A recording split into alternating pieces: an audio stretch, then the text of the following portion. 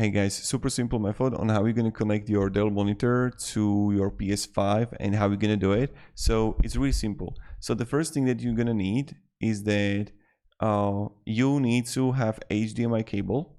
If you don't have the HDMI cable, and let's say you're going to have VGA cable, then you need to use adapter.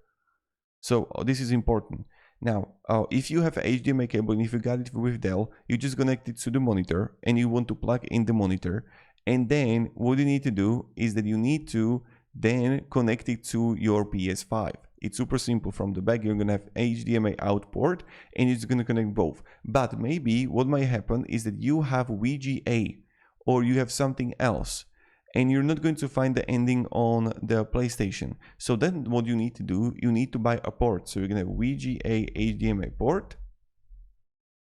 And look how it looks. Do you see that? So I have the VGA port with the HDMI ending, and this is something you need to buy, but I don't know what kind of cable you have.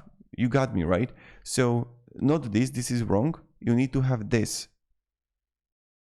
You need to buy it, and then it's going to be possible for you to play on PlayStation. It's super simple. So thank you and have a great day and goodbye.